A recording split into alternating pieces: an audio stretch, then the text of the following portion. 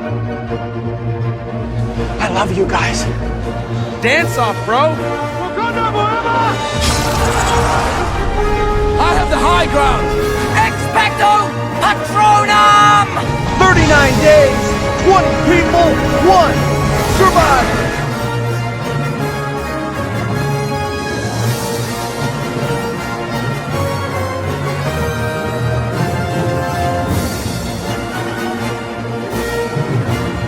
Tribe of Nerds. Anyone has a hidden immunity idol and you want to play it, now will be the time to do so. I do have one I want to play, but I'm playing it for Matt.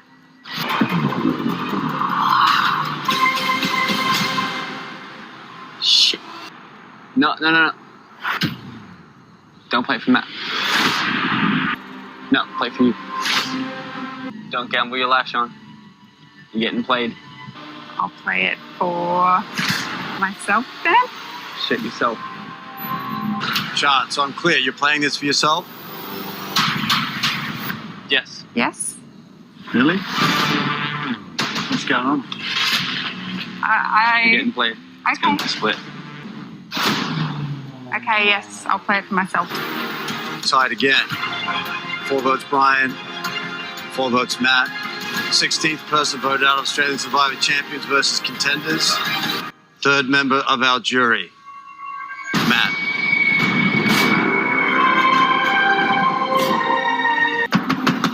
I'm sorry. Hey everybody, welcome back to the Tribe of Nerds. Excited to finally continue Australian Survivor with Season 3 Champions vs. Contenders 1. I'm here with everyone's favorite Britt, Michael, and our Cookie King, Matt. So excited to have you guys and to continue Australian Survivor finally, because, I mean, most everybody knows that Australian Survivor is better than US Survivor right now. So, but let's get into our impressions of Champions versus Contenders 1, like our initial impressions of the cast and the season. So what do you guys think, just like in general, about everything? Well, seeing as the UK still owns Australia, I'll let Michael go first. Yes, I can speak on that. They have our queen/king on their money, so we own them. I think part of what, I don't know if it was exciting in Australia, but it kind of hangs on the celebrity aspect of it, of like popular figures and different things coming into the season. But as someone who's not from there, I didn't know who any of these people were, so that kind of didn't draw me in, except for one notable exception, which we very much did know who he was. Right. So yeah, going in, it didn't have any extra hook that I was like, oh, this is extra exciting. But I think it was a really interesting like format that obviously they did it again, and it kind of for a while became like the staple Australian season format that they had, like an original concept, rather than like just doing like a Brains versus Brawn or like a season that the US show's done a million times. They did something like on their own that was like their own format point. Yeah, I totally agree. I mean, it's really interesting using like Australian celebrities and combining them with what they deem, I guess, is normal Australian people. But yeah, I totally agree with that. Matt, your impressions of the season and the cast? Basically what Michael said too is interesting with the celebrities, and then he said he didn't know anybody except for one person. I'm glad that we can all talk about Heath, the Giant Slayer, because that was who everybody knew going in, because he's a key point of the season. But yeah, obviously this is a good theme because they did it the following year, and then they basically did it with Titans v Rebels this year, which is basically the same theme. But I'm excited to get into this. True, actually, yeah. I'm excited to get into this because I looked up the cast again, and I remembered almost none of them from the pre-merge, except for a couple notable exceptions, which I'm assuming we're going to talk about. Yeah, so we will definitely talk about those. It's exciting to do the worst version of this format as well. Every time they did it again, it was better than this one. Yep, both the other times. It's like, I don't, like, I'm trying to think of, like, what they were thinking with, like, this cast, because I feel like a lot of it, they wanted, like, some really big guys, and that's just, like, your requirement. If you're a really big guy, then you're in. Well, we got one really big guy, and he wasn't even on the champs. He was a torment for the poor contenders. Yeah, well, that's what I'm saying too. Like, even like they were just getting like the male cast was just like, okay, Zach is big, let's just get him here, or like Robbie, or like, you know. Yeah, I don't know if you guys felt this, but watching this, I felt like both Heath and Zach were like discount versions of Lockie from the previous season. So I felt like that was what they were going for, and they missed on both of the people this time. But with no redeeming qualities.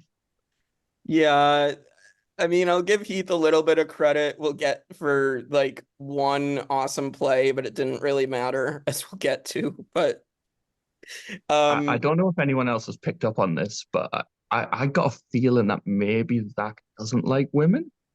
Oh, wait, what tells you that? Because I thought it was very subtle with quite the subtle. with the way he was able to do it. Yeah. yeah, it wasn't clear at all, because he would just make these weird offhanded comments. I made a note of what he said on his exit on the way out that I hadn't heard before. Oh my God. Yeah, we'll get to that. We'll get to that. All right, well, let's break them down episode by episode. So episode 1, which I think is a pretty crazy premiere, all things considered. So you get the champions and contenders. You immediately get everybody knowing who Russell is immediately when he walks in. Like, you have Anita being like really excited that Russell's there, which is, Anita's an interesting person as well. But we get right into that like slip and slide challenge for the reward challenge, which is basically like whoever just gets the item to the square first gets the reward. It's not even like anybody technically wins the challenge, but like it was a good, I always like the physical challenges, especially the way Australian Survivor does them. I also like this challenge. And then at the start of the chat or during the challenge, we already learned how Brian plays, because he's the one who like shoves the other player before they slip and slide. But it's such a good challenge. They basically did this the next season as the opening challenge too. Yeah. It's become the beginning challenge if they ever do champions versus contenders. Except no one got their ass out this time, I don't think. Nope. We also get to see the introduction of one Sneaky Stevie trying to sneakily get an idol clue out of the reward. And JLP like literally points him out immediately because he's just not subtle at all. Sometimes part of being sneaky is hiding in plain sight.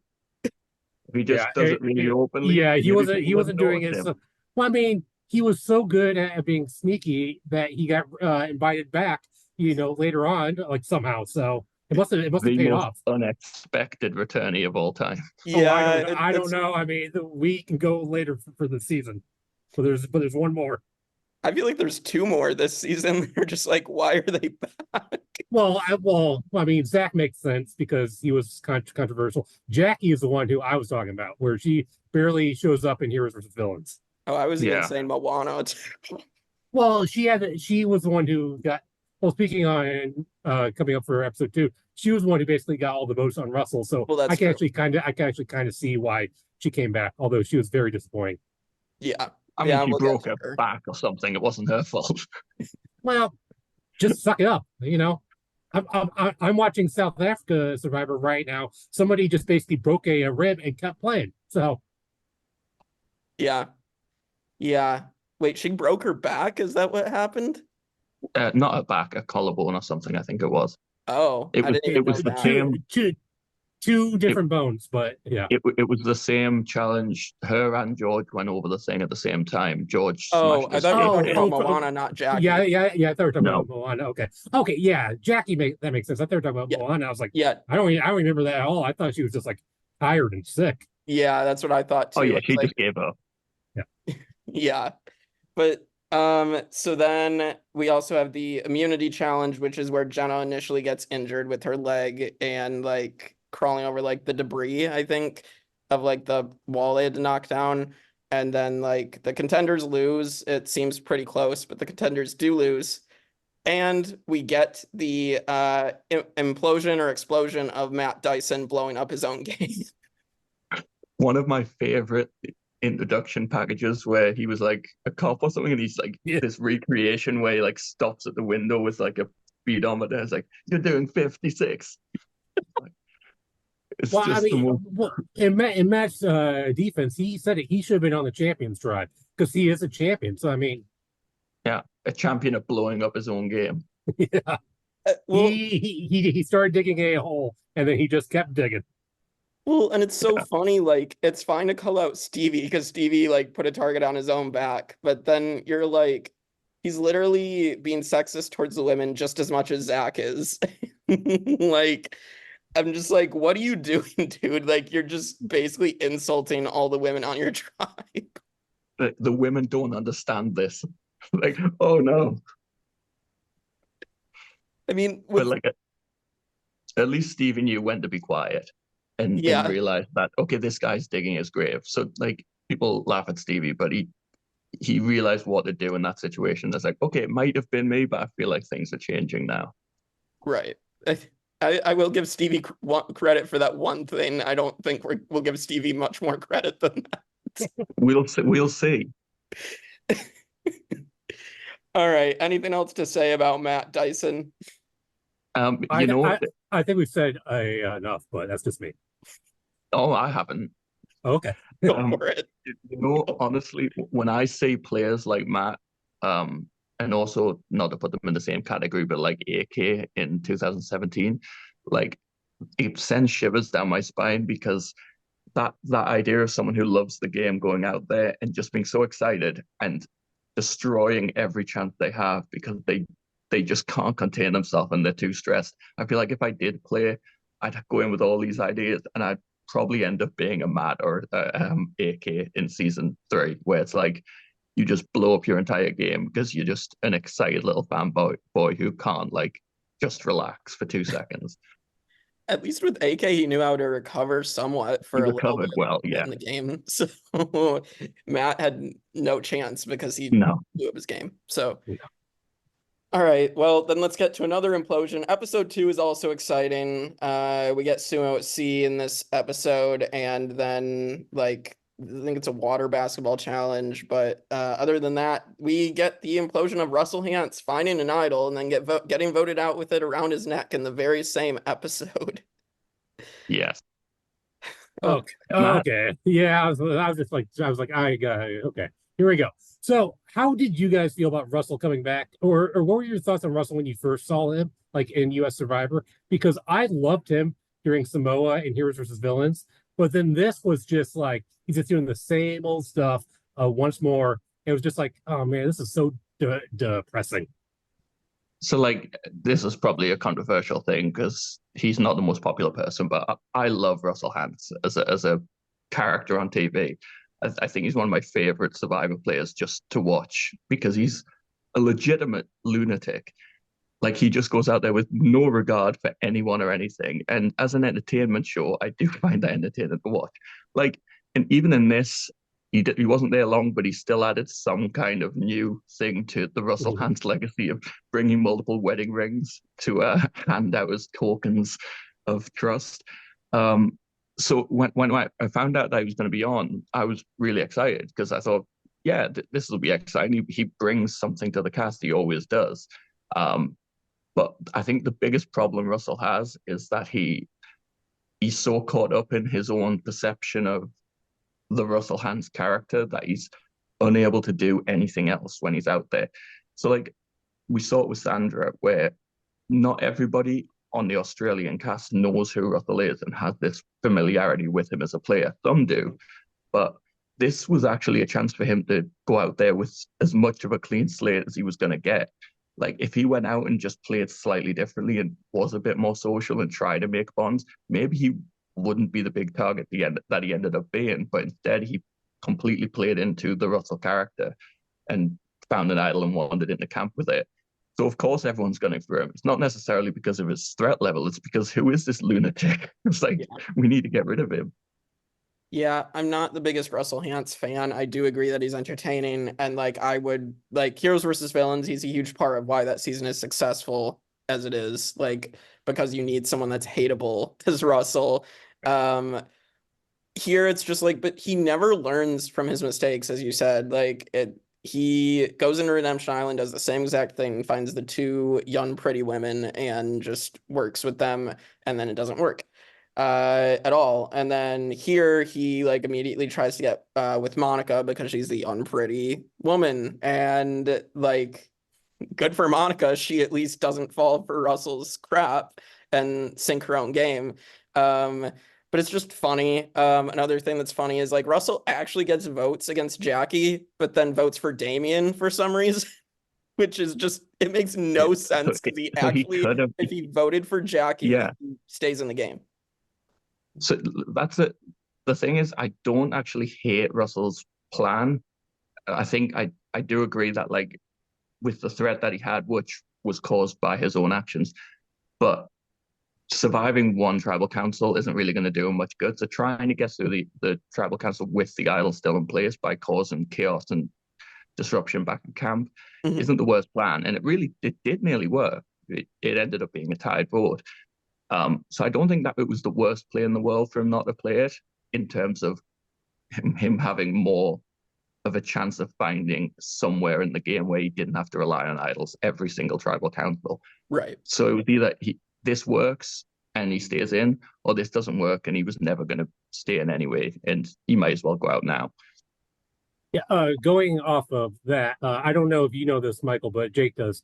In Australian Survivor, there is no prize money except for first place, so they only get a stipend per day. So I can see Russell getting like maybe like a small appearance fee, and then he wanted to make a big play now, and then maybe do what you said and go further in the game. Otherwise, he just goes out now and he doesn't really miss anything. Yeah. I feel like he came in swinging and was like, I'm just going to go as Russell. I'm going to get my fee. I assume they had to give him a fee. It makes more sense. I'm sure Sandra got one too. But yeah, he would have been much better off if he learned from previous errors, but then he wouldn't be Russell, I guess. Yeah, but also made. Oh, sorry, Jake. No, it's good. I just want to say, like, it also sucks. Like afterwards, Russell just complains about Australian Survivor now and how it's bad because he didn't do well. So yeah. And they because they have toilets and stuff. Yeah. What I was going to say was maybe the reason that Russell didn't like do the clean slate is because he figured nobody really knew him, so he could just do the same thing over and over. And then obviously that didn't work out. Yeah, and Moana pretty much organized his demise, which, I mean, you know, I guess we can talk about Moana a little bit now. I will agree that it's impressive that she was able to get the votes, like get the women together to be able to make this move. Unfortunately, from here, Moana just becomes a disappointment. Well, I mean, she was good enough to get a callback for All-Stars, so obviously she did something right. People saw potential. I think we'll all agree that out of Moana and Matt, I know which one we prefer mid-merge in All-Stars, but never mind. Yeah, we'll talk more about Mat Rogers, how much I love Mat Rogers, but one other thing, which I think is from this episode, is that Heath gets the clue and then Robbie spots him. So this is like almost like a running theme of the season of people finding stuff and then other people spotting them. Yep.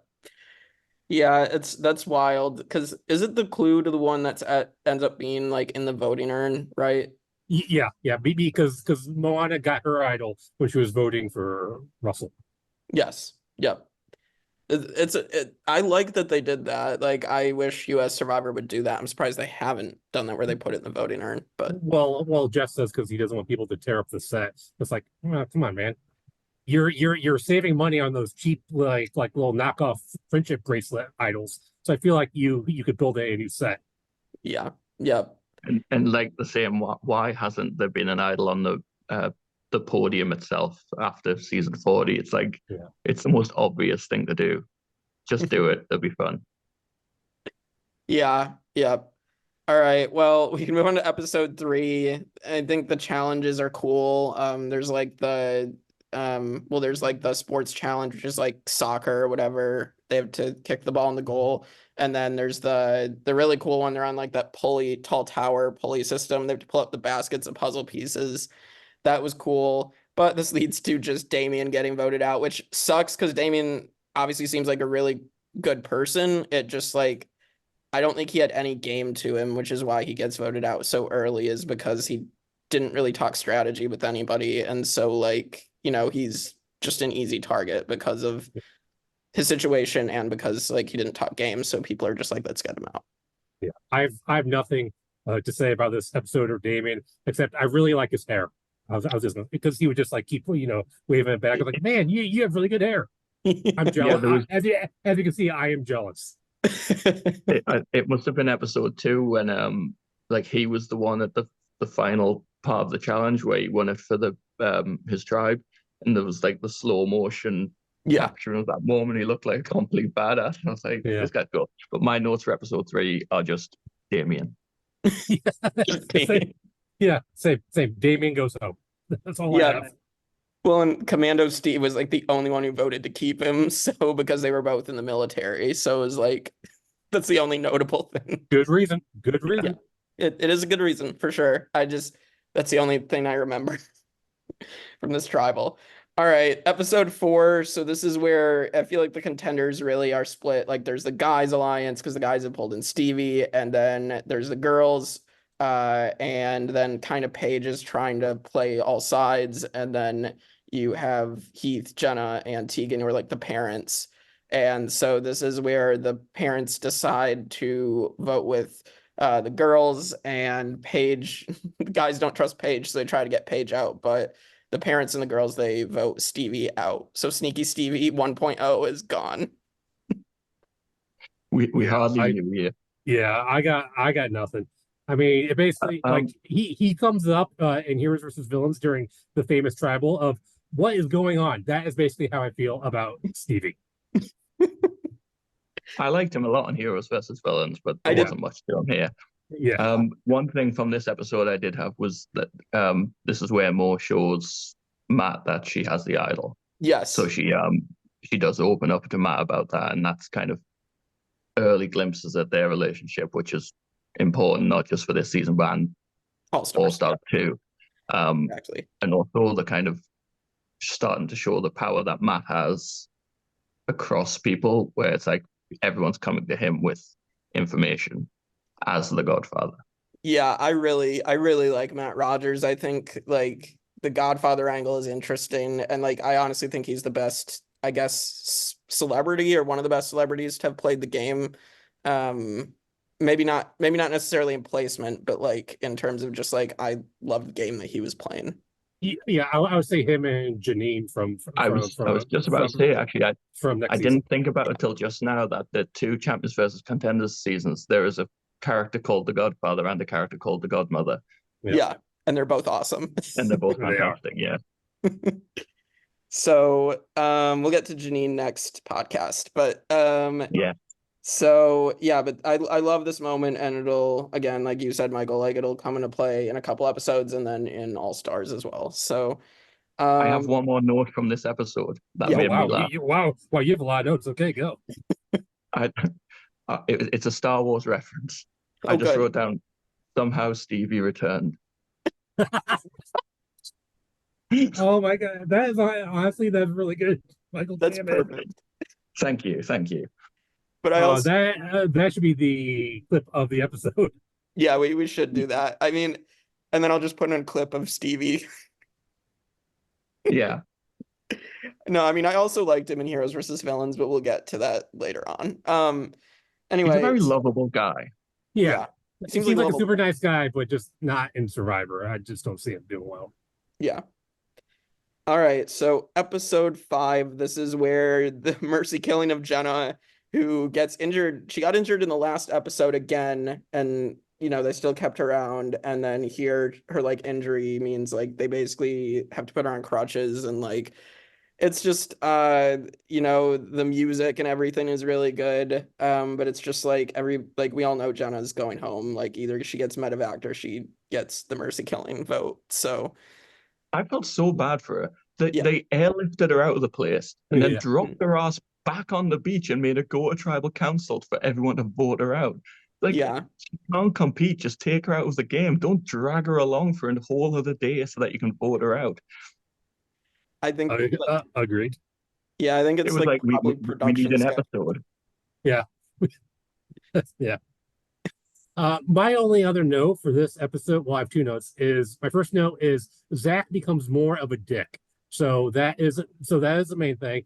And then the one thing I love about this episode, I think they also do this reward in the next couple seasons, is where they go to like a lunch and then have pictures of all the Yes. players and then they do the backstory. This is where I really started to love Matt because the backstory about his son was amazing.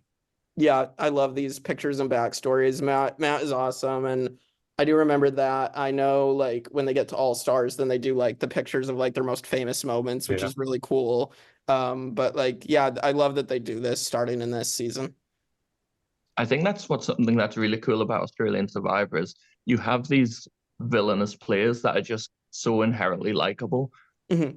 Like you see it all the way through every season that they are what you would qualify as a villain within the game of Survivor, but you just can't help but root for them and just like them as people. They're not assholes. They're actually like nice people who just play the game really cutthroat. Well, I think that's just them being Australian because Australians are super nice, man. They're just all nice.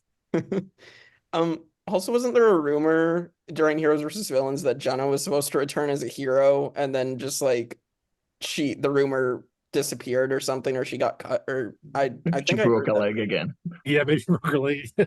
Like, wow, I don't remember that, but man, she may be even more random than like Stevie. That's just super random. I think the only thing you could say for her is that she went out heroically, but like that, I think that's the only like credence to that rumor. But like, yeah, well, also to be fair, the lines of Heroes versus Villains were very vague. Simon as a villain, I mean, that's just one of the things I was like, no. We'll get to that when we get there, but yeah. That's also just reminded me of another link between the two Champions versus Contenders. Both seasons, someone went out with a leg injury, medevac. Mm-hmm. Oh, that's true because Ross season and CVC2. I can't wait to talk about that next week because that is one of the worst injuries I've ever seen on Survivor. He got a lot of money. Yeah, he got the money though. It's a huge production mistake in that season, but we'll get to that when we get that. Yeah. All right, and then episode 6. This is where Moana asks to go home, and she gives her idol to Matt, and so. Oh, and then also Shane finds an idol, and then everybody tries to get Shane to play it, which she does. But that was a funny thing because then you have like Sam that's like calling her out at Tribal for Shane to play her idol. This is also where we get the infamous, the only challenge that a woman could beat me in is a dishwashing challenge. Oh yeah, from Zach. Well, I don't think you had to clarify who said that, but I'm glad you did. Just in case maybe someone missed the context and just thought I was just talking, and everyone's like, "Oh, it's like what the fuck?" Oh yeah, the British guy on this podcast is saying women can only watch dish. Yeah, I thought this guy was nice. What? All right. So, anything to say on Moana leaving? No, I got nothing. I'm Moana. I only have one other note, but we'll get that after Michael says something about Mo. Yeah. Oh, it's nothing to do with Mo. Okay. This is also the episode. Okay. Go, Michael. This is the episode where Matt takes Paige on a date as well. Oh, yep. Yeah, so they have that little cross-tribal communication. I have nothing on Mo. I've got Mo quit. Yeah. My only other note is this is where it becomes clear that there is a one-sided rivalry between Robbie and Matt.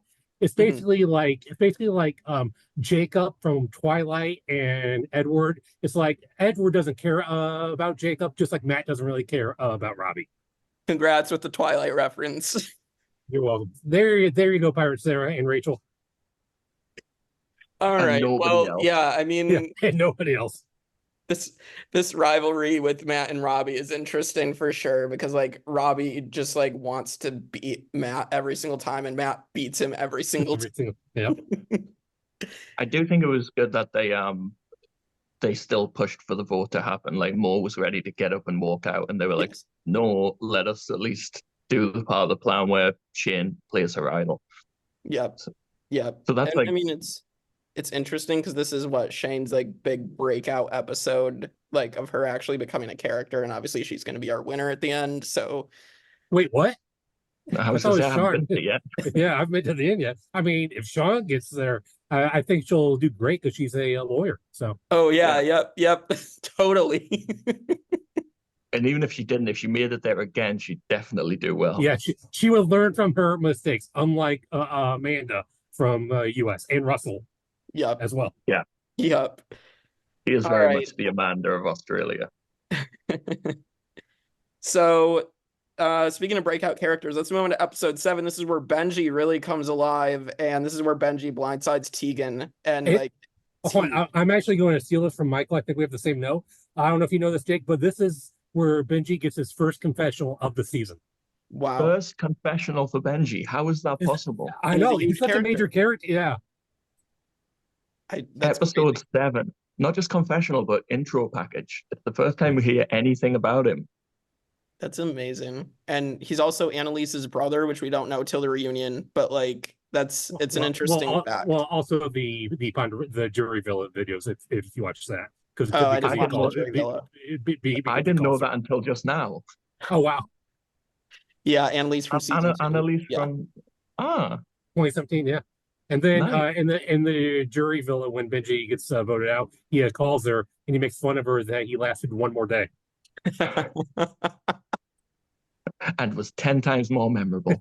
Yeah. Well, I mean, Annalise said, you've already done 2017, so we can talk about this. Annalise did have a good moment. It wasn't with her, it was about her. Annalise, I'm voting for you. Yeah, Annalise, I'm voting for you.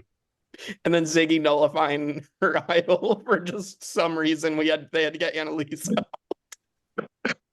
Forgot about that. Just like, why? Anyway, that already happened, but yeah. But back to Benji. This is where he lies about Ethan and Tegan, and yes. we learn that Benji, there is no lie he will not say. Yeah. He's a big time liar, and it's crazy how many lies he tells across the season from this point forward.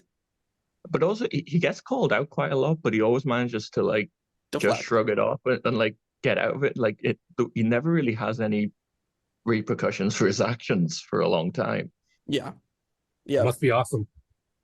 I mean, he has to be a good player to be able to do that successfully. And we'll talk about his legacy when we get to his vote out episode, because I mean, he should have been back by now, but we'll talk about that later. Mm-hmm. So yeah, Tegan goes. I mean, I liked Tegan. I mean, I think it's just like a precarious position to be straddling the middle, especially in like a perceived power couple like she was. And so she just got caught finally by, I think, smarter players. Tegan's slow, brutal end to her survivor life was really harsh to watch. Like it gets even worse from here as well. Yeah.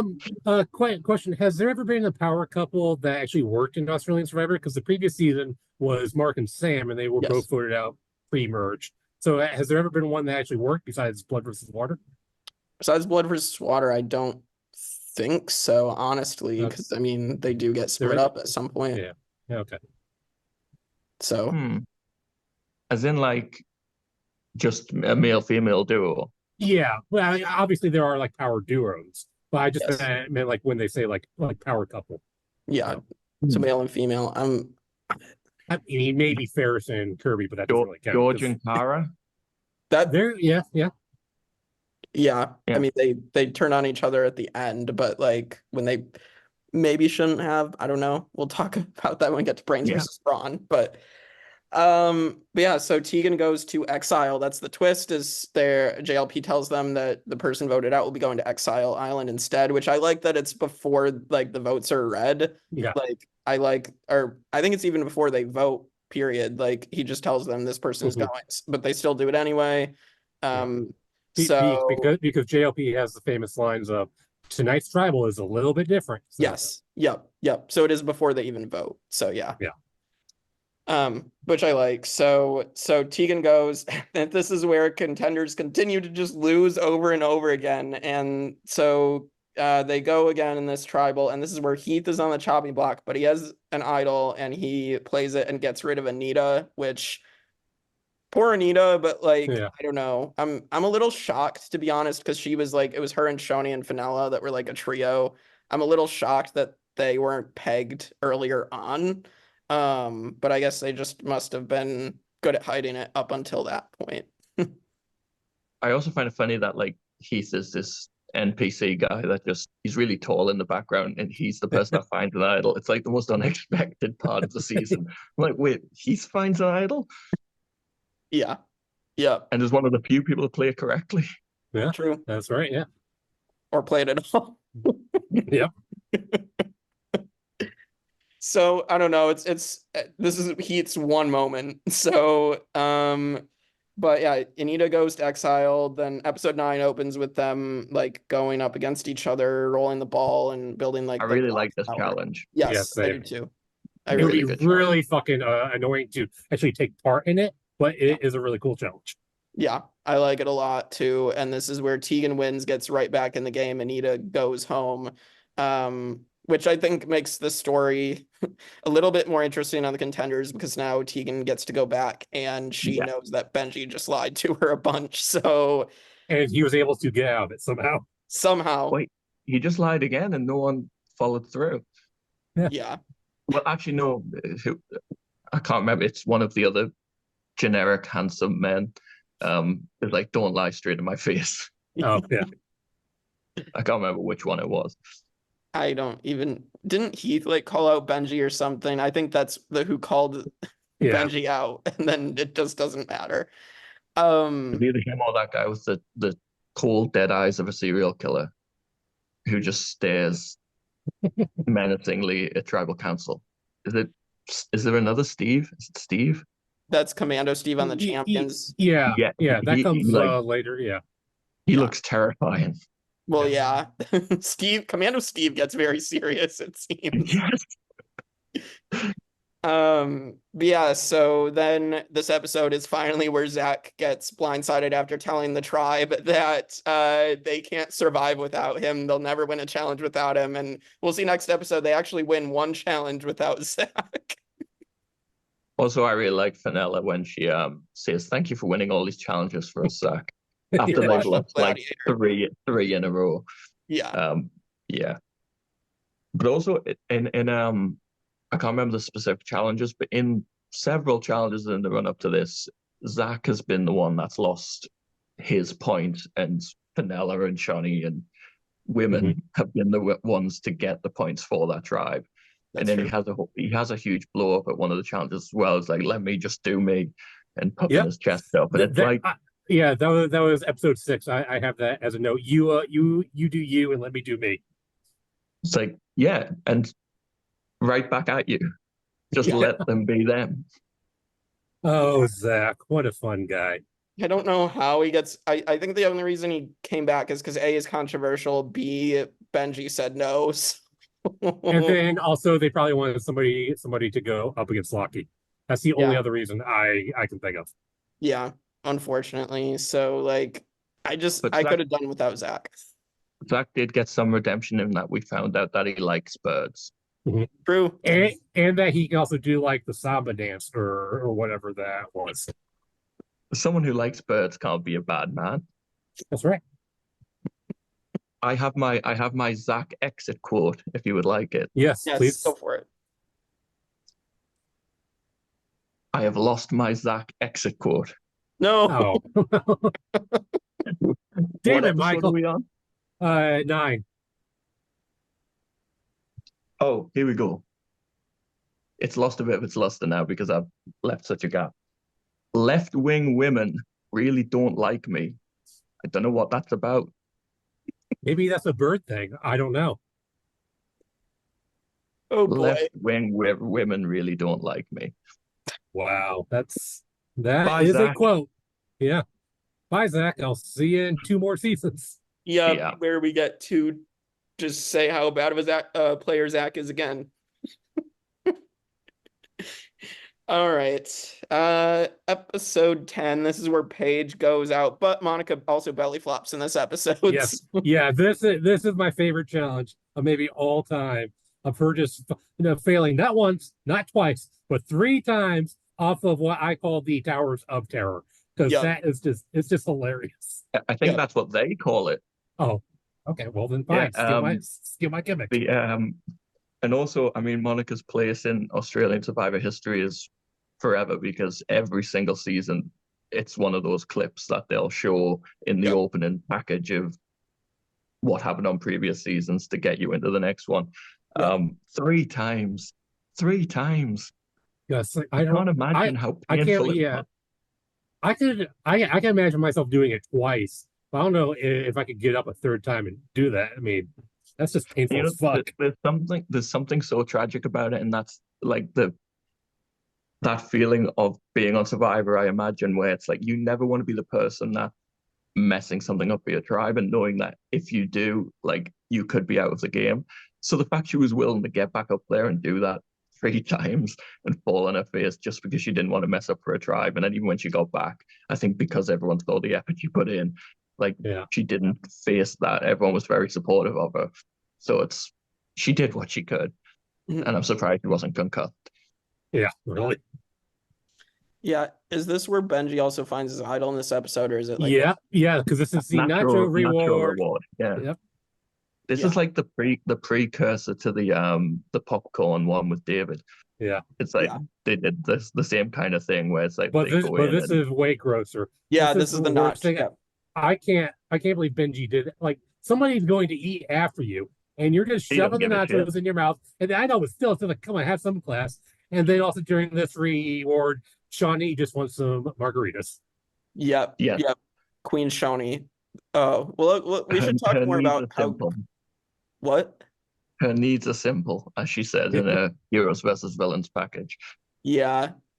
I really, Shonee is just one of the best social players that's ever played Survivor. I mean, I feel like, yes, she's low key through most of this season, I feel like, until she's relevant to the season more.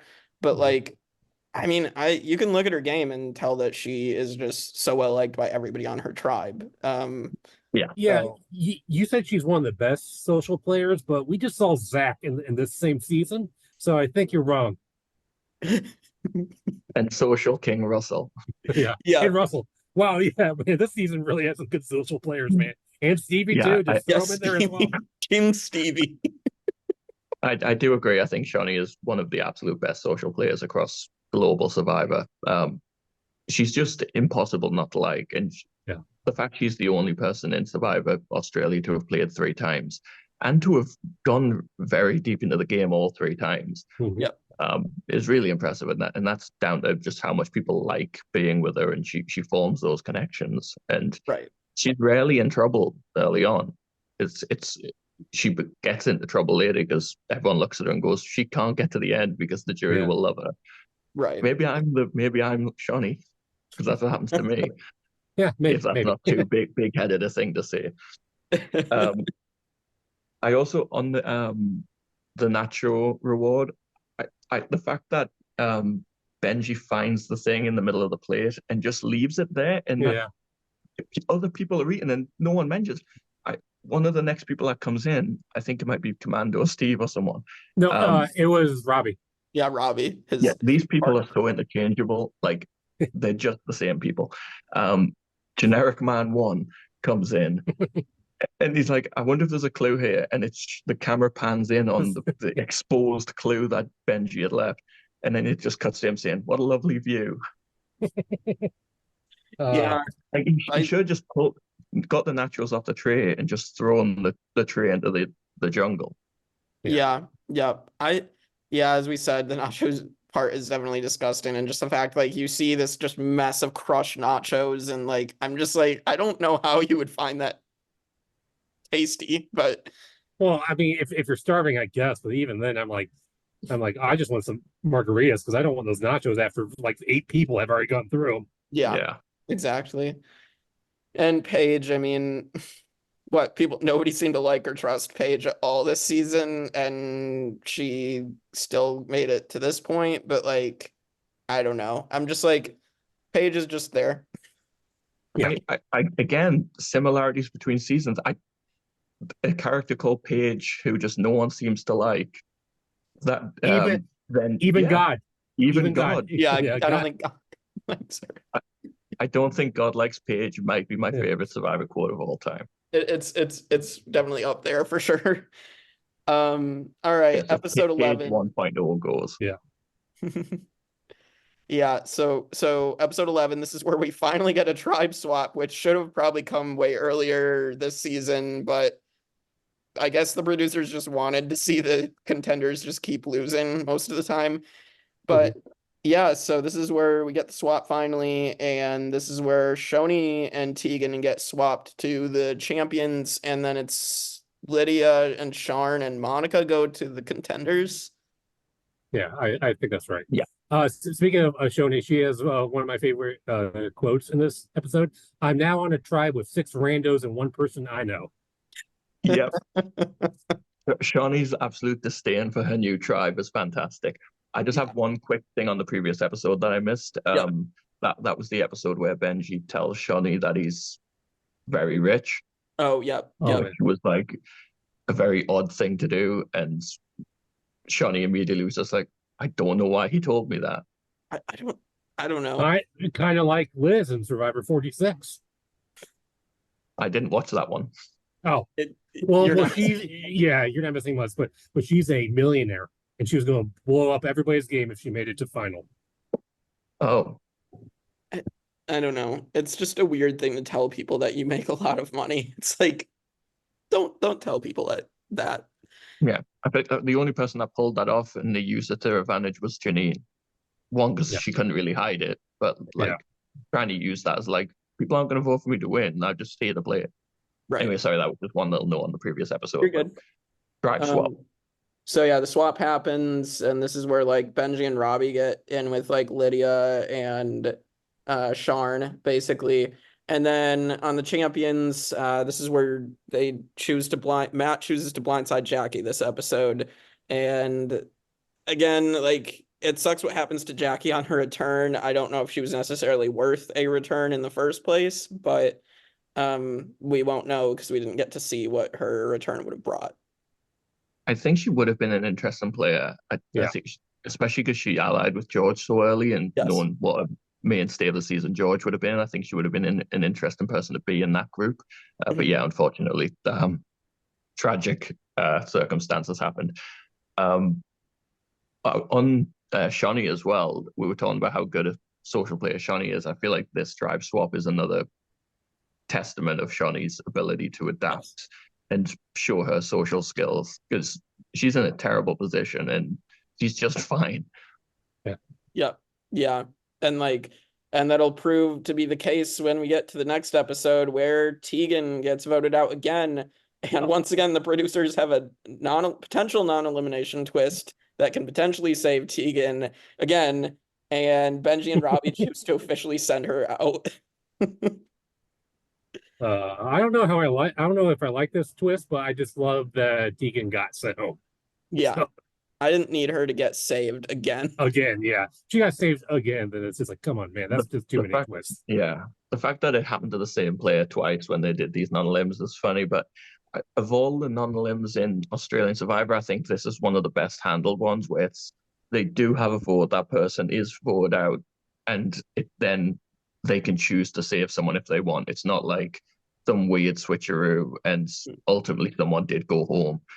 But yeah, non-elims in general in Australian Survivor are just terrible, but this wasn't the worst version of it, I didn't think. Yeah, and I don't know. I feel like Tegan's in Survivor, like this Tegan was better than season 1's Tegan, but I don't know. Tegan's just don't do it for me. I do not remember Tegan season 1. Wow. She was like 6th boot. She was with Nick. Yeah, I see. Yeah, nothing. All I remember from season 1 pre-merge is I like Nick and Phoebe. Yeah, so. And Craig. Oh yeah, and Craig. Bring him back. Yeah, he should have been on the villains tribe instead of Stevie. Yeah, why did we never get Craig back? I don't know. Maybe they just don't want to do it. Do it once and then you're done. Yeah. Yeah, maybe that's the case. All right. And then episode 13, the last pre-merge episode, we finally lose Heath. My notes for the episode are Heath goes and Brian does a Luke Toki. I don't know if you know when in Luke's first season he had a trait of when he Oh no, sorry, go. No, when he voted people out, he would wear their clothes. Yes, I remember this now. He wore was it Raymond, the older guy? Henry. He wore Henry's Hantz shirt thing too, but I think he wore Henry's He wore Henry's shirt. He wore the old Kent. He wore Kent's shirt. And Brian does that in this episode where he wears Jackie's dress. Yes, I remember this now. Yes. Well, yeah. I don't remember that, and I even watched the recap videos. Is this where his name King Grubby comes from this episode? From that, or is that not till merge? I think it may be where that came from. Yeah, it must have come at merge because Fenella and Shonee both gave it to him, right. And Fenella's on the Contenders tribe right now. I think. Oh, that's right? true. Yep. Yeah. Well, I don't know which episode it was. It was either this one or the other one, but I just want this may be the first time we've mentioned her name in this podcast, but Lydia, this is when she really impressed me. I don't know if it was this episode or the previous one. It's a challenge where they're carrying weights and they're doing the monkey ballers. Yes, and she was up showing all the guys on her tribe. And so it's just like she's a badass. Yes, Lydia, the Olympic athlete. I think Lydia probably did deserve to come back for All-Stars because she was good at the challenges. I don't think she's really good strategically because people eliminate her as soon as they can get a shot at her. Mm-hmm.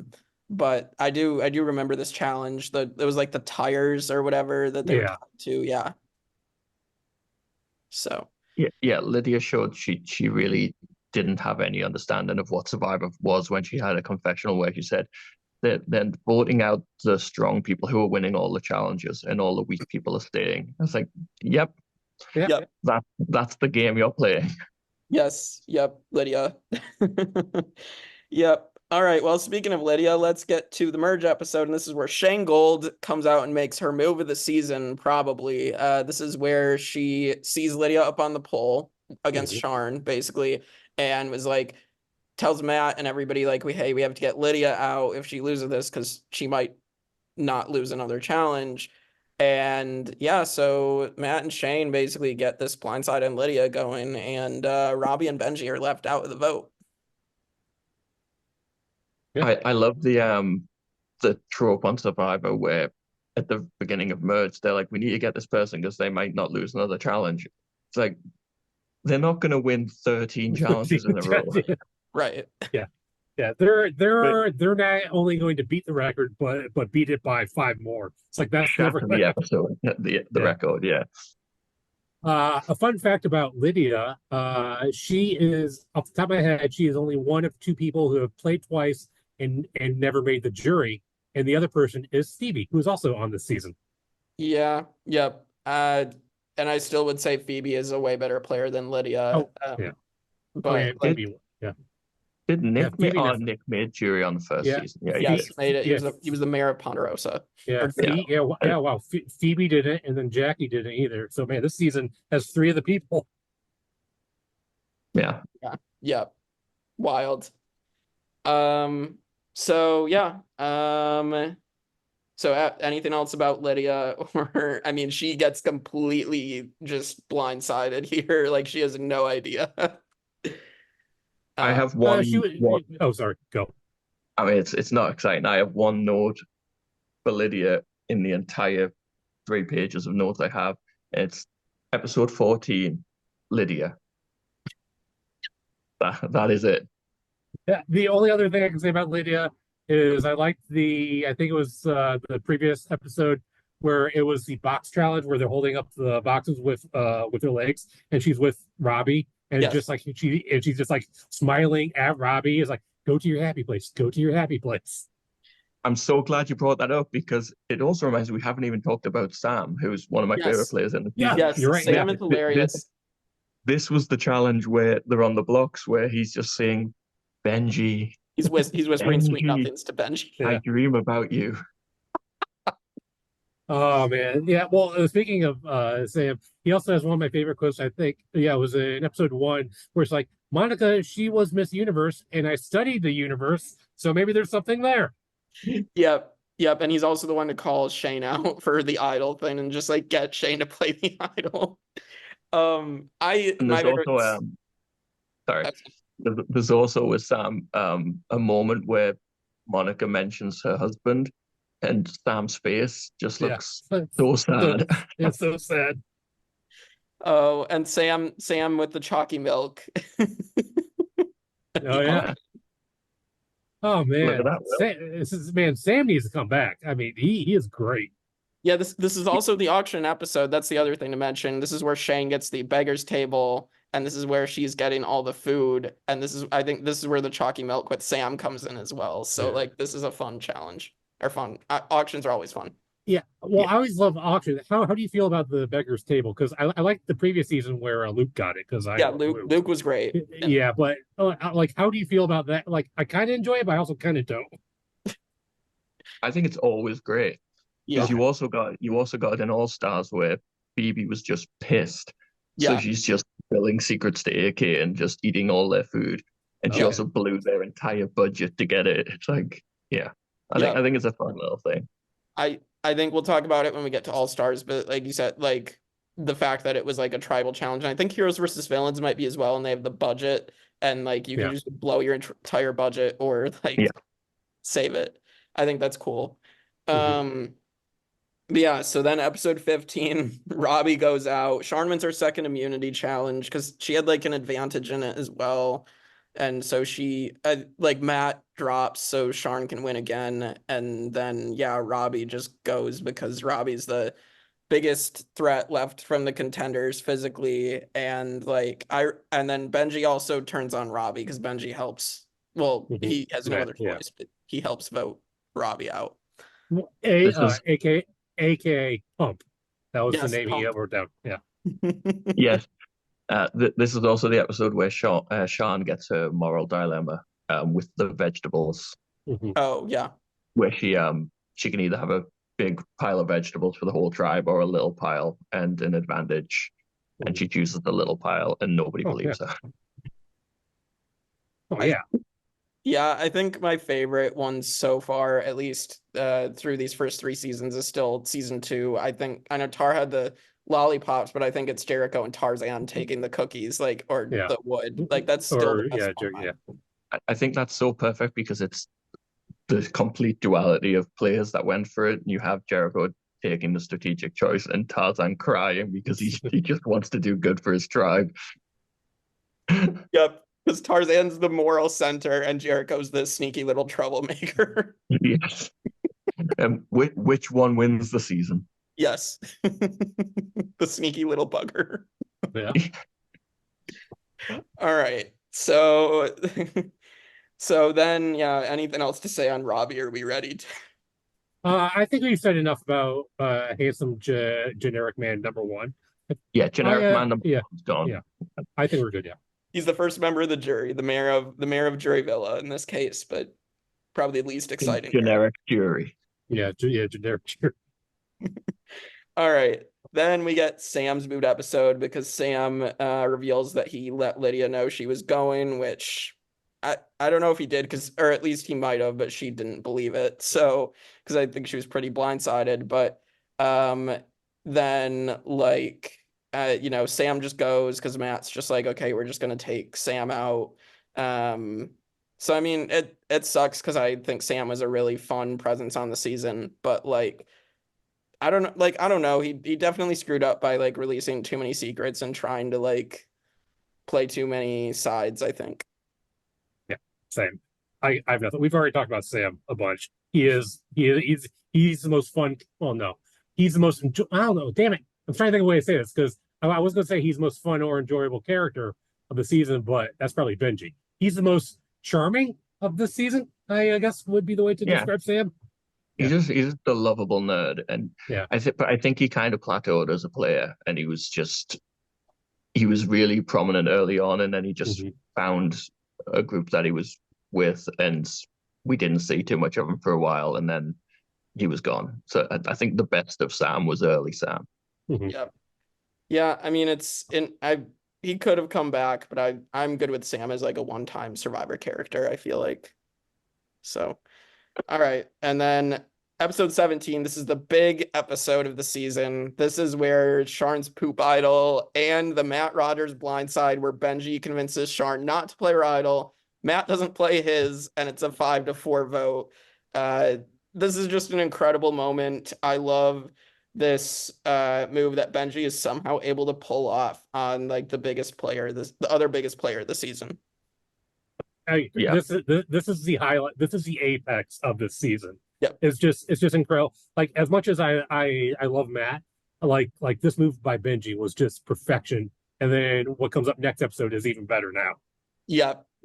Because then, like, to have them both go up back to back with idols in their pockets is crazy. Yeah, I think Benji going so quickly afterwards, kind of the season kind of falls off from there. Because it's like having them both was fun, but you don't mind losing one because it's an interesting, exciting episode. But once they're both gone, it's like, oh, what are we doing? But the Matt blindside was fantastic, and Benji, like the balls on that guy to. No. When don't play for you. But play. And play not you. only that, he stops her. She sits back down, and he answers for her to JLP. It's like JLP, like, and you're playing this for. He's like, yourself. Yes, you are. It's like, it's such a ballsy move, and I don't know how Sean doesn't see through that, and I don't know how Matt sits silently. I don't know if maybe there was something not seen there, or he did try, but like, surely at that point Matt knows what's going on here, and Matt doesn't really jump in to be like, they're trying to get you to waste this idol. Yep. He just kind of accepts his fate. Well, also he may have just been like, people, like, I trust the people who told me they were voting with me, so that's why I'm not playing it. But still, Matt should have definitely played that idol, man. Yeah, it just sucks. Yeah. Like, I would have loved to see him go even farther, but like, this is such a great apex moment. But absolutely, Matt, I'm so happy he was back for All Stars, even though it was limited time in that season. But he's probably one of my favorite. He's definitely one of my favorite Australian Survivor players, at least. I think he's not a player that's made it deep into the end game anytime he's played, but he's still one of the most memorable and just fantastic players to watch. And that's just testament to him as a character on a show, that he might not be around long term, but when you talk about All Stars, you talk about Mat Rogers most likely, and he was barely in it. And yeah, this season was just Mat Rogers all the way through. He was he's such a fun player, and I love watching him play. And he was fantastic in this season. Yep. We'll talk about him a little bit in All Stars, but we'll get there. All right. Then we get the Benji blindside. Before we leave this episode, my only other note was during sorry, that's episode 18. Sorry, keep going. I fucked you up. Good. All right, damn it, Benji. So this is where Benji does not play his idol either, and Brian and Monica turn back to the champions, and Shonee has a steal a vote. Was it from the auction? I believe so. Yeah. So she has a steal a vote. She uses it, but it doesn't matter because Brian and Monica both turned, and then on the revote, Benji goes. So Benji is another one of these. Obviously, I think he should have been brought back. I heard that they contacted him for both All Stars and Heroes versus Villains, and he said no both times. But he's just such a major part of the season, and it's, as we said earlier, it's shocking that he didn't get his first confessional till episode 7. But I love Benji, another one of my favorite players in Australian Survivor. So happy to have seen his game like as much as we did here. Going off of Benji, this is the episode where he gets caught in a lie where he says Sean wants to go after Brian, even though Brian is literally wearing the immunity necklace. When Benji says it, and Brian's like, she can't. And then he looks like, oh, I forgot. It's like, yeah, you're an idiot. So this is why Brian turns. Yeah. Yeah. There's a shot of Brian just looking so confused. So yeah, it's Benji getting caught in his lies that he just made too many. So but I don't know. At this point, I mean, I think we're never gonna get Benji back again. So Yeah. If he can't come back for All Stars or Heroes versus Villains, or what I thought was a lock, Blood versus Water with Annalise. right. It's like I don't think he's ever coming back. Yeah. So Yeah, that would have blown my mind because I didn't even know. It's like, oh, they're back. Yeah, you would have been like, oh, they're dating. No, wait, they're brother and sister. Oh. What? Yeah, but Benji was great in this season. And did they ever show what happened to his eye? no, he has like that mark or bruise or whatever near his Yeah, eye. he gets like a bash, but I don't know where it came from. Some physical challenge, probably. I mean, Yeah. how physical Australian Survivor is. I mean, I'm surprised more people don't get more injuries. Yeah. The this was one where Shonee had the extra vote. Yeah. And I kind of thought it was a bit unfair with the way JLP said, oh, you stole your vote from Sean, but now Sean can't vote, so she doesn't have a vote, so you can't steal it. It's like, you already stole it. Yeah, you already stole it before the revote, so it should still count. She didn't have a vote the first time either. Right. It's like, you took it. So I was like, so that could have changed things, but I suppose extra votes don't count on a revote in the regular season, do they? Or do they? It's changed across. Yeah, I don't know. Have they? I think there may have been one time where somebody had an extra vote, and then they got to revote again. But I can't remember. I mean, everything blends together. Yeah. Yeah, because my note was that seemed like bullshit. She had that vote. She should have been able to vote again, and they just kind of took it off her. Yep. Well, so Benji goes. Doesn't Brian find an idol as well? Yeah. This is what I was going to talk about. Like, this is a big episode for Brian, but before we get there, this is the reward challenge where now I know why Shane is an Olympic swimmer, because she was so behind, and then she just crushed everybody. It's like, wow, that was impressive. And then on the reward challenge, this is where Brian finds the idol. Yep. When is the episode where Shane says don't F with Shane Gold? Because it's an iconic confessional. That's All Stars. Oh no, she says it both, doesn't she? Yeah, she says it here, definitely. Oh yeah. No, I don't know. Because All Stars Dirty Harry says it in his confessional. That's right, yeah. But it's definitely here. She says I thought it would have been after Matt got voted out, because then she's on the bottom. But I don't know. Maybe it's around where they're convincing Brian to screw everything up. Wasn't it sometime when she played the idol? Was it? I can see her standing up saying that. So maybe it was when she played the idol. Maybe it is. I know she said it. So it's out there. Yeah. All right. So then let's group 19 and 20 together, because this is where we lose Commando Steve after a dead man walking twist. Which is one of the worst. This is one of the twists I hate the most. Yeah. It just prolonged it for no reason. Yep. But this is one of those twists that it could have been really good for the players if they done something with it, but they just didn't. So I don't understand why Steve becomes Dead Man Walking. Is his name Steve? Sorry, generic man number 2. Yeah. Becomes Dead Man Walking, and they target him at the next tribal council. He's not even a player for the next 2 votes. He doesn't have a vote. He has no sway on the game. Why are you voting him out? Use that first tribal council. Yeah, this is when you make a move, and they just don't do it. Yeah, because you always have Steve the next vote. King Grubby wants all the other men out, so he's the only man at camp. That's basically what it is. Yeah. Oh yeah. Speaking of Grubby, is that one of the worst nicknames to have? Like, somebody calls you Grubby? Like, I would hate that somebody did that. I feel like it's very Australian. Okay. That kind of. So slightly, Grubby, Grubby is one of the worst, and then there's Neo, and then No, he will turn up. We can't have this every time. We only said it once. We say it 2 more times, then we're screwed. Okay, we'll say it at the end. We'll say the other 2 right at the end, and then we'll leave the meeting. Yeah, there you go.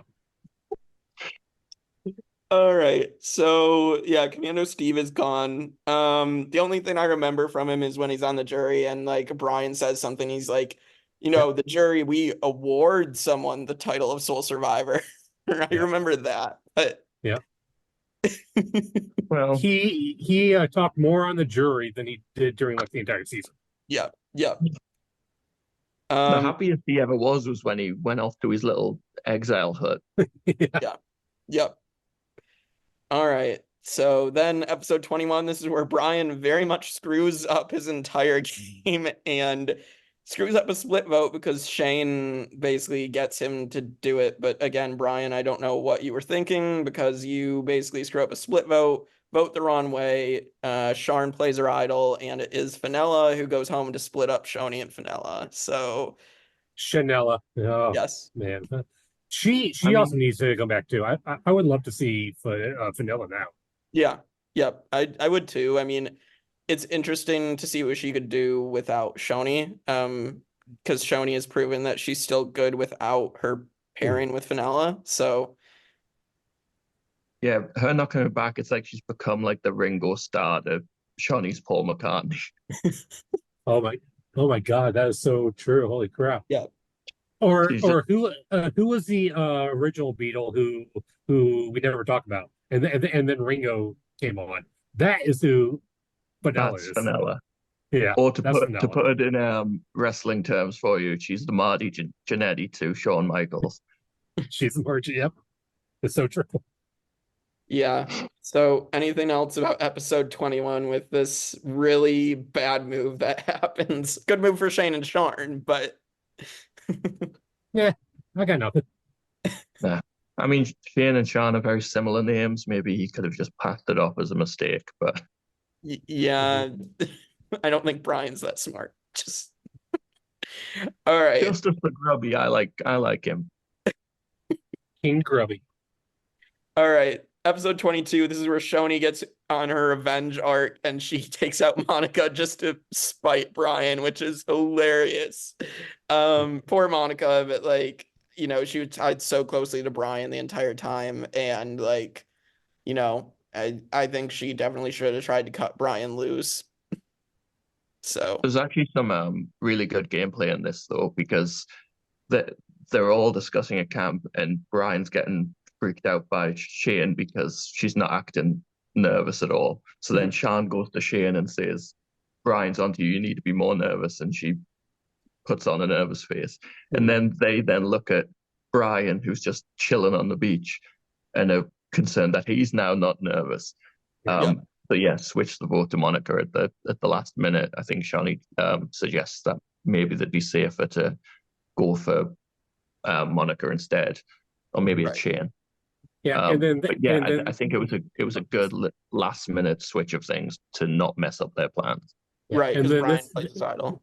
This is the episode where the alliance starts. Yes.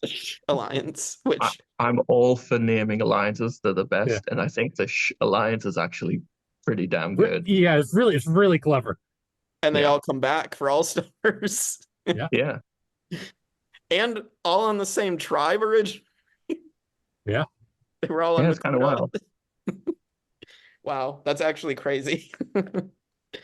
All right. Anything else? I mean, I think 23, unfortunately, we have to say goodbye to Shonee 1.0, sadly. I mean, she was so close to honestly probably pulling out a big win here. But Brian won immunity and she didn't have a chance after that. Yeah. I feel like she's the true fallen angel of the season. Yeah. Yes. She's not quite in that position, but yeah, Shonee was just a standout, and it's absolutely fitting that she's the only 3-time player until George inevitably comes back. But yeah, she's always great. She's always entertaining in confessionals, and she's just fun to watch. She's such a entertaining player. I love her so much. Yeah. As does everybody else on the planet. Yep. I don't know. She kind of sucks. I'm more of a Zach fan. Is that because she's a woman? Maybe. Man, what if that was my hot take of this episode? I actually like Zach more than I do her. Well, you'll piss off every female listener of the tribe. I think that Zach had some good points. Yeah. At first I was like, he's kind of a dick with him, but I'm like, you know what? He's making a lot of sense right now. I'm just kidding. I'm just kidding. I'm just kidding. I know. Do not like I that. know you are. I'm clarifying to everybody who's watching or listening. Yeah, we are not sexists. Just gonna point Yeah. All right. Well, then we get to our finale of Champions versus Contenders 1, and this is where the final immunity, they have to hold on to like the trophy, right? And this is where Sharn wins. In the water. Yeah, because they do it in the water too. Yeah. Like they're we get a Rudy Bosch. Yep. Where Brian takes his hand off to take his hat off. Yep. And goes out of the chance because he loses concentration. Yep. And this is where Sharn decides to keep loyal to Shane and vote Brian out, which, I mean, I think she probably slam dunk beats Brian in the final too. So I don't know. I've seen her final tribal, so I'm not putting anything past her. Well, that's true. That's true, but I just feel like there's people on that jury that hated King Grubby. So like I don't know that he gets much respect from like Commando Steve or Mat Rogers comparatively. So, but when it comes to choosing someone to go to the end with, Sean does not have a good track record. No. No. She didn't choose him the last time, but anyway, she kept him around long enough. I think based on like the last 5 episodes we've talked about, it kind of sums up for me where this season just kind of falls apart, where there's not really much to talk about, and the people that are left just aren't that compelling characters. And like, I think Shane, jumping ahead slightly, Shane winning, she's a very interesting winner in that she's an older woman, and that's not your archetypal survivor player even, or winner. But just, I remember the first time watching the season, and then the second time just not being really invested in any of these people, with the exception of Shonee. And it's one of those seasons where all the interesting players go out either relatively early or in the early mid-merge, and you're just kind of left with the best of a bad bunch. And then for me, Shane and Sean as a final 2 is just the most underwhelming thing in the world, where you're just like, oh, God. Yeah, and like, I don't know, it's like Sharn should have had this going in, but then her final tribal, she completely fumbles the bag. And I think what honestly loses it for her is her response to Mat Rogers. That's literally what loses it, because she can't explain why, she didn't play the idol for him or like anything. And I think he gave her ample opportunity to explain that, and she did not answer him in a good way at all. So and then he voted for Shane. So so it really did cost her. Yeah. People give Amanda Kimmel like flack for not being the best at tribal, but Shane is like something else. It's impressively bad. It feels like she chooses the wrong thing to say. Not Shane, sorry, Sean. Again, similar name. She just seems to get it wrong no matter what question she's asked. And again, the similarities where it's like in this, where it's the Mat Rogers one, where he's asking her to explain herself and she just can't do it in a good way. And she does a very similar move almost in All Stars, where she's pushing for the split vote, go to rocks with AK not to happen, and she goes against that. And then when it comes to final tribal and she's talking about it, she can't explain her move, she can't explain her actions, and it's like she doesn't want to appear as the player that people see her as, and she just can't own anything, and she just digs her own grave every single time she's there. And it was a pretty easy win for Shane, because Sean was just self-imploding. Which he does. And she's a lawyer. Going off of that and bringing in somebody else's name who starts with SH, I talked with Shane and Gus from Rob Has a Podcast, and I asked her, what is one thing that you've learned talking to all these survivors? Is there like one shocking moment? and she said it was when she talked with Sean after All Stars, and Sean, God damn, I can't say all these names now.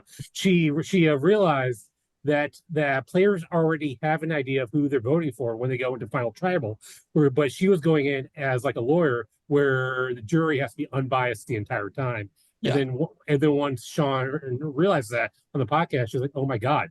So I think that may be why she's not that good at final tribal, because she's thinking like a lawyer versus a Survivor player. Right. Yeah, it's not the jury she's expecting. Yeah. It's both have juries, but Survivor juries are very different. So, all right. Well, I think that's all the episodes. So we can rank, and I have some lightning round questions on the season. Okay, Zach is my answer for all. Let's go favorite player of the season. I don't think Zach is gonna fit. This is a tough one for me. I think it's either Mat Rogers, not the first Matt, or Benji. Mm-hmm. I think I'll go Mat Rogers over Benji. Yeah, I'm stuck between both of them. I'll probably say Mat Rogers as well, honestly. So, but I like both a lot. Michael? I was gonna say Mat Rogers. I feel like I should be different. I think I'll go for Shonee. Oh, I think Matt and Benji are both fantastic, but I think Shonee was just such a beacon of light. Like her confessionals are just so much fun, and she's a very different player to both of those players. And I think it's fun watching back the beginnings of a Survivor legend, and she was pretty fully formed right from the get-go, and she hasn't changed all that much. So yeah, Shonee 1.0. Yep. Closely followed by Zach. And then Stevie. All right, least favorite. This is okay, hon. It's such a likable cast.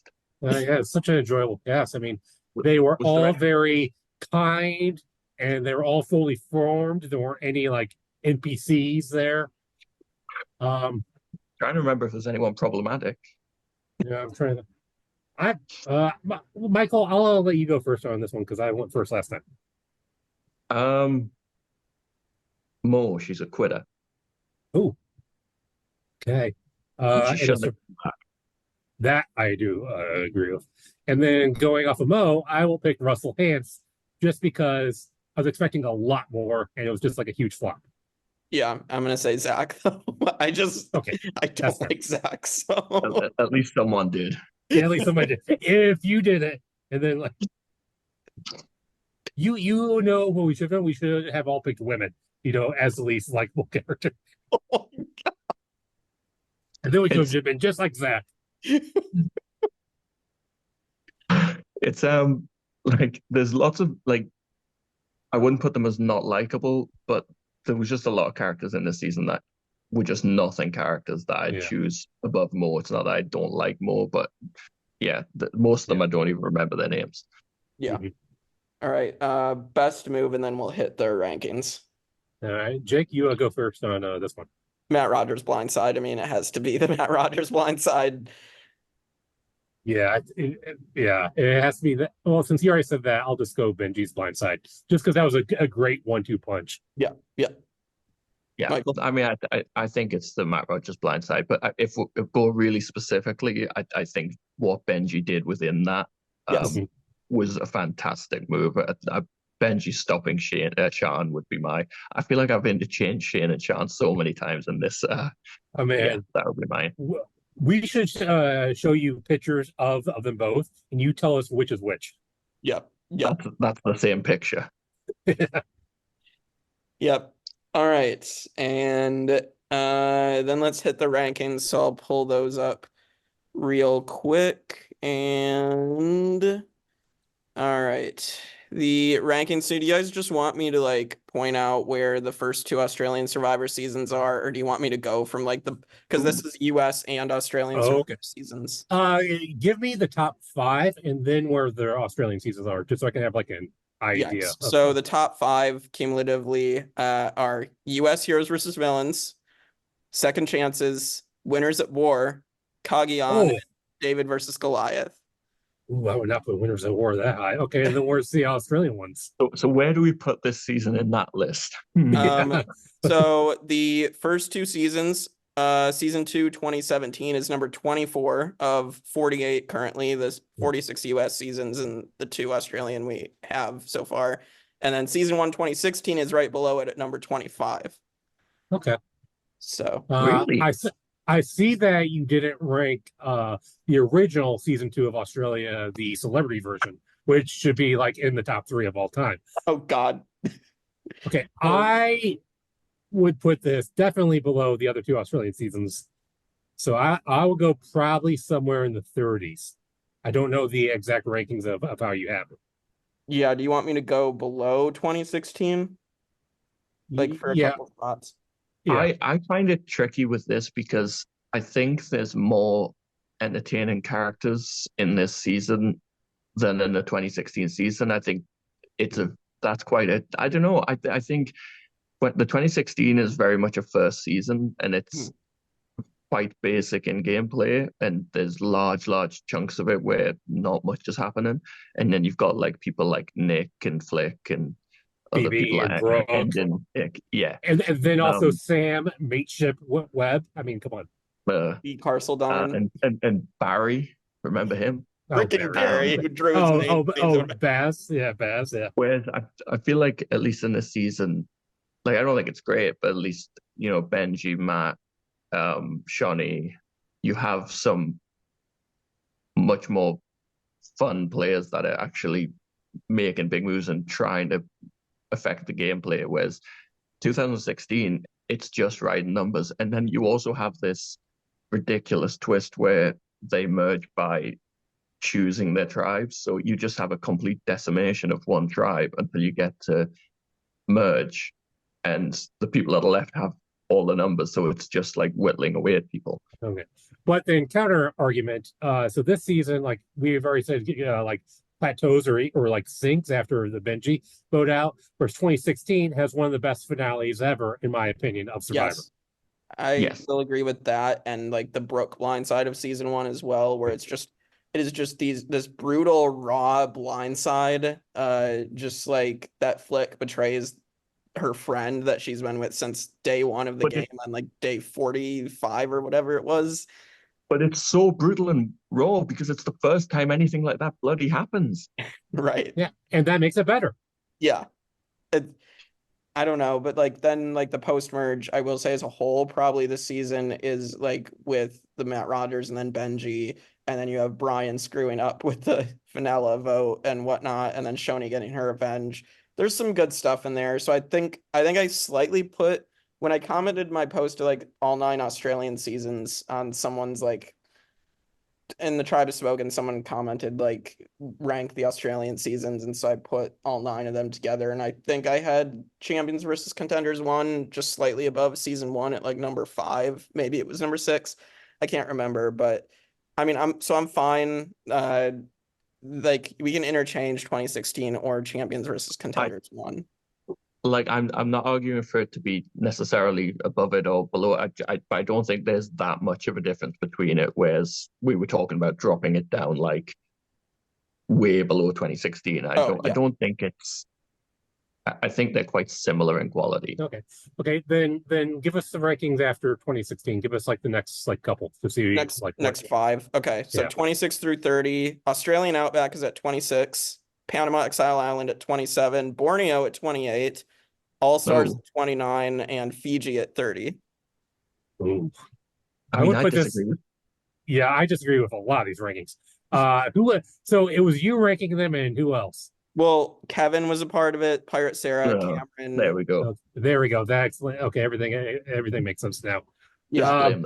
Well, then, based off those table rankings, I would put Champions versus Contenders 1 above Fiji, definitely. And I like those other seasons more than this. Yeah, I mean, All Stars, Borneo, like those are more iconic. Maybe above I'll probably maybe put above All Stars. Just no. All-Stars All-Stars is super negative, which yeah, it's super which kind of fits with this season too with Zach.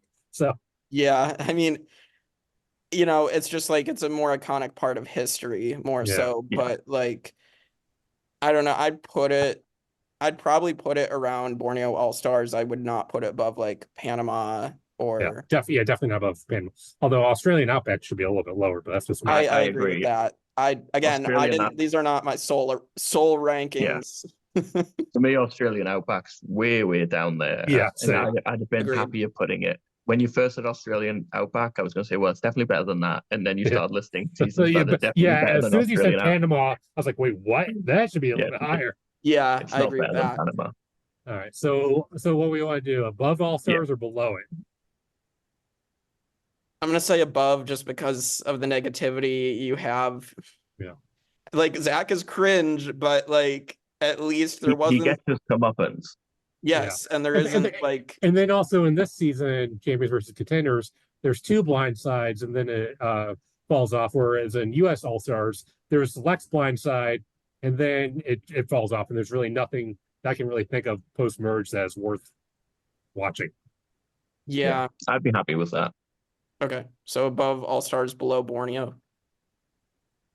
I can't wait for next week. Next week, you better have those top 5, top 10 rankings ready to go. I'm coming guns blazing in protection of Champions versus Contenders too.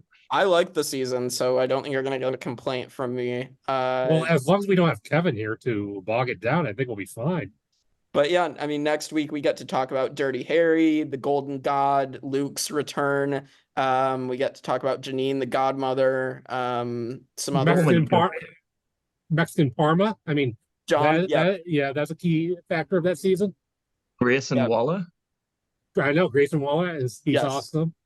Who else is there? Abby, Daisy. I mean, they come back for All-Stars, so there's something there. John. Yeah. John. Sean. Nova. Nova's there. She's also there, yeah. Steve Bradbury. Yeah, we have the guy. We have Sam with her 0 confessionals. Honestly, that is the one thing I think would rank me down on this season, because that is so cruel. Like, we'll obviously talk about that next week, but like, imagine going out there and getting there's nothing. There's so much time. Like, just give them a 1. Yeah, we'll talk about the contender women getting nothing, but besides Daisy, but like, and we will also talk about Andy and how bad of a player Andy is. So justice for Andy. I don't know about that.